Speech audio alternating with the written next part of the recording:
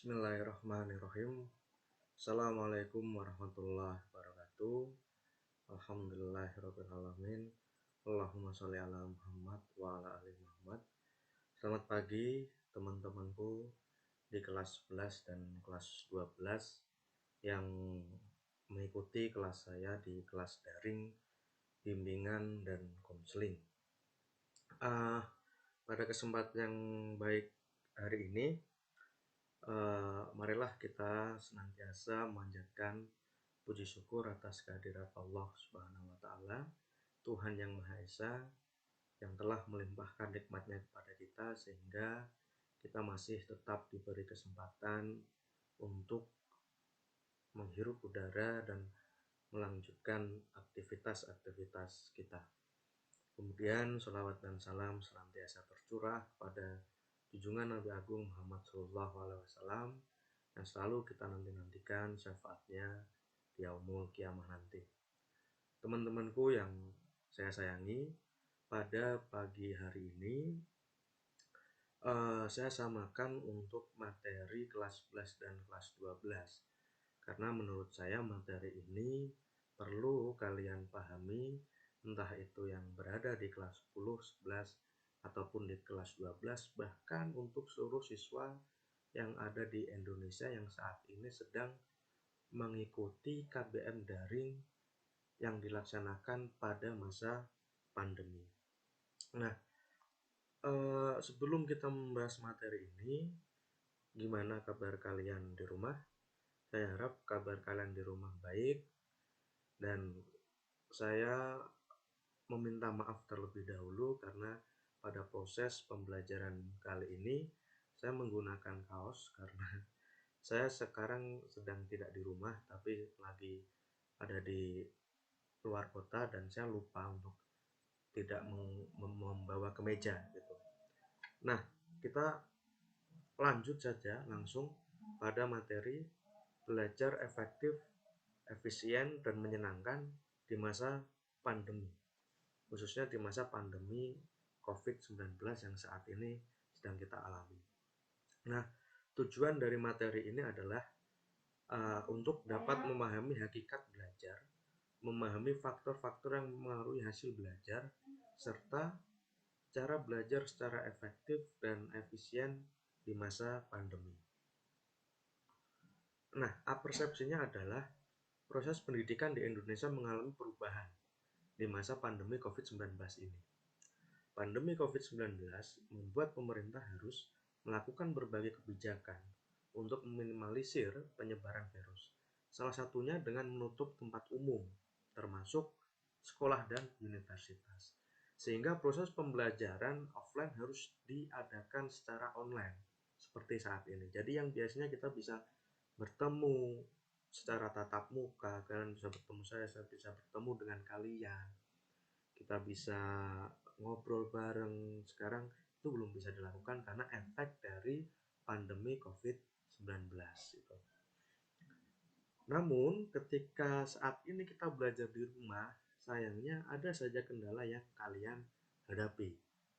Entah itu kendala dari segi kuota internet, kemudian kendala dari segi HP yang mungkin kurang support, ataupun bahkan kendala terkait dengan pola hidup kalian.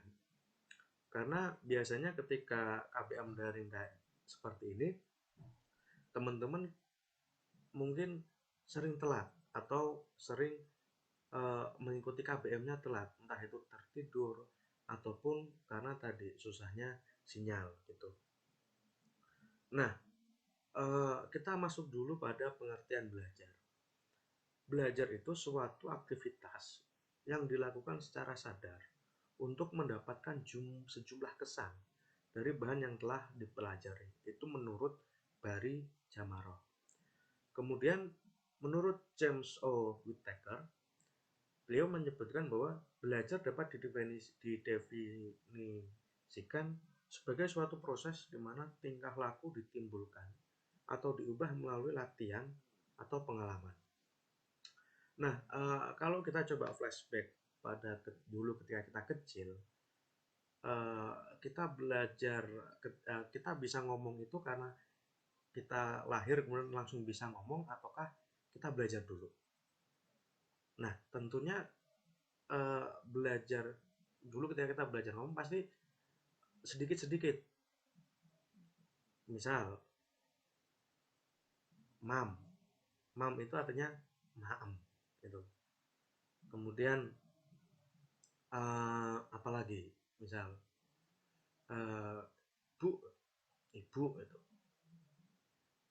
Nah, semua belajar itu berarti proses di mana tingkah laku diubah melalui latihan. Kalau kita sering latihan, kita sering belajar, maka pengalaman kita juga akan bertambah. Demikian juga bila seorang siswa ingin mengetahui sesuatu, maka dapat serta memahami sesuatu dengan baik, maka ia harus melalui proses yang disebut belajar.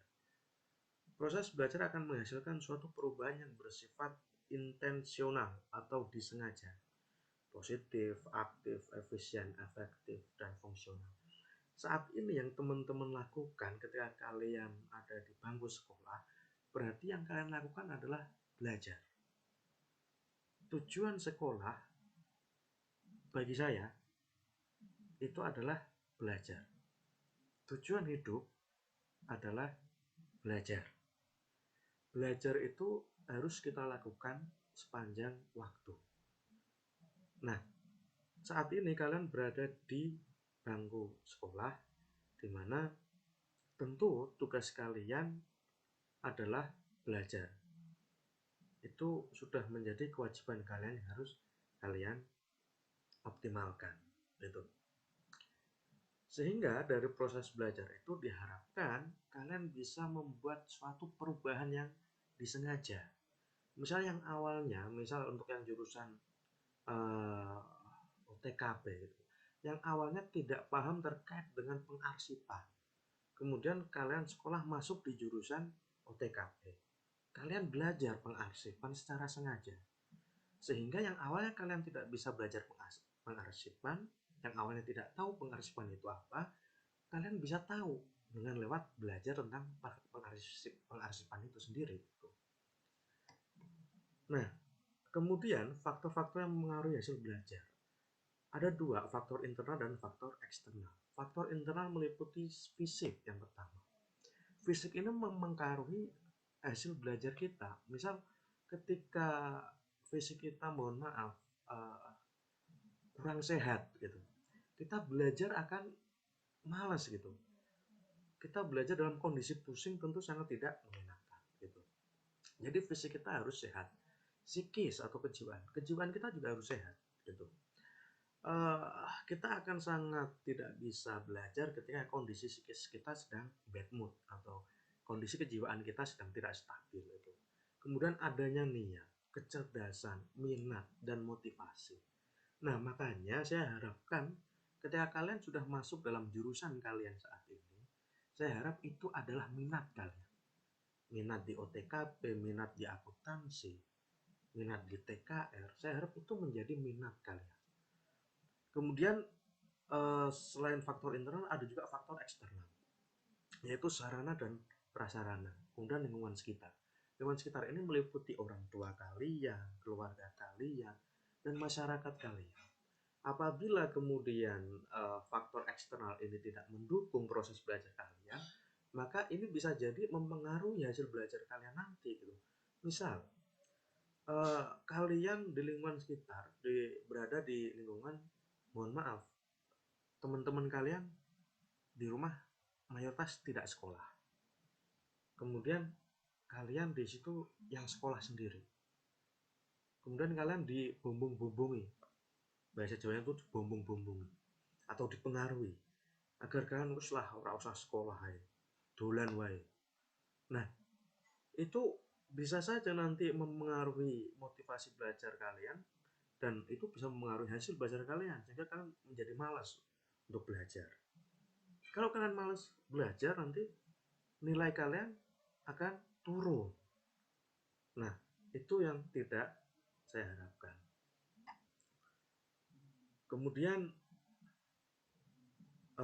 ini ada bukan 7 ya, mohon maaf, tapi ada 4 hal yang mendukung terhadap cara belajar efektif di masa pandemi ini. Jadi, ayo kita 4 hal ini coba kita kita renungkan dan coba kita amalkan gitu. 1. Manajemen waktu yang baik. Jika pihak sekolah memberikan jadwal kelas online, maka siswa harus mengatur waktu belajar dengan teratur serta fokus pada tugas. Nah, saat ini sekolah sudah memberikan jadwal kelas online kepada kalian. Kelas online dimulai dari jam 7 sampai jam 12 untuk hari Senin sampai Kamis. Hari Jumat jam 7 sampai setengah 12. Di mana dalam satu hari ada setidaknya 4 mata pelajaran yang harus kalian ikuti. Maka silahkan ikuti jadwal itu dengan baik dan on time. Jangan molor. Apalagi biasanya di jam-jam pagi, teman-teman ini sering tidak mengikuti kelas online di jam pagi. Nah ini mohon kita sama-sama belajar untuk mengatur jadwal kita masing-masing gitu. Kalau jam 7 sudah mulai kelas online, maka setidaknya kalian bisa bangun jam setengah 7 gitu. Yang kedua, persiapkan peralatan esensial yang dibutuhkan. Siapkan alat-alat yang dibutuhkan seperti laptop, komputer, HP, jaringan internet yang bisa membantu kalian dalam mengikuti KBM. Jadi alat ini menjadi alat-alat yang esensial ini menjadi penting di kelas pembelajaran daring seperti ini gitu. Dan saya harapkan ketika kalian menggunakan internet jangan boros-boros.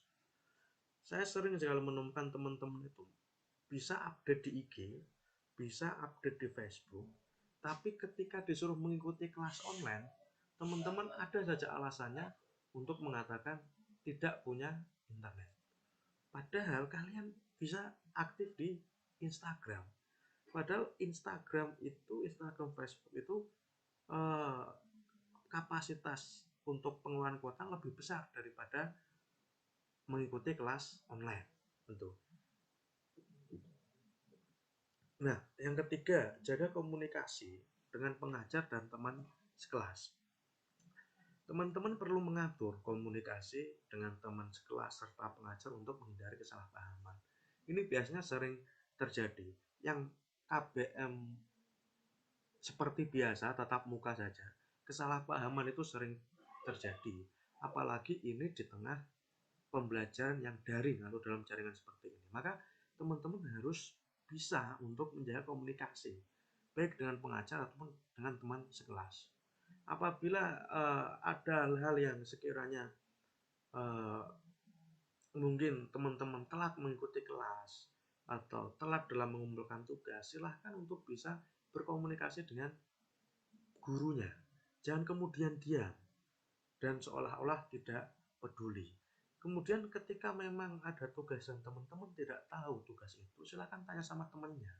Nah, ini yang saya maksud dengan jaga komunikasi dengan pengajar dan teman sekelas agar teman-teman itu tidak mengalami kesalahpahaman baik dengan teman sekelas dan bapak ibu guru.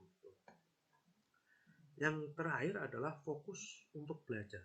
Kesalahan yang paling banyak dilakukan siswa ketika belajar online adalah tidak fokus. Ada banyak sekali distraksi yang mengganggu proses pembelajaran, seperti notifikasi media sosial yang masuk. Nah, ini sering juga saya jumpai gitu ketika teman-teman mengikuti kelas online, kalian kurang fokus terhadap kelas itu, malah lebih asik buka WA lah, buka IG lah, ataupun bahkan chattingan dengan yang lain gitu. Nah, mohon ketika memang itu adalah jam kelas online, silahkan fokus dulu di situ. Fokus sebentar di situ untuk mengikuti pembelajaran secara online. Nah, ini saya kutipkan dari Imam Syafi'i.